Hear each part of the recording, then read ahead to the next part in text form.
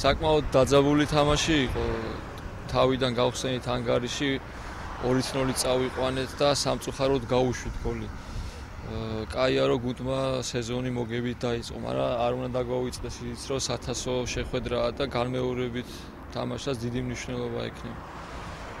მე გოლი რო გავიტანე სასიხარულოა, პირველი თამაში იყო ოფიციალური ჩემთვის ამ გუნდში და ბედნიერია. პირველი თამაში იყო 2013 წელს როგორც ოფიციალური, ეს იყო თასე, მერვე ფინალი იყო რუსთავის მეტალურგთან.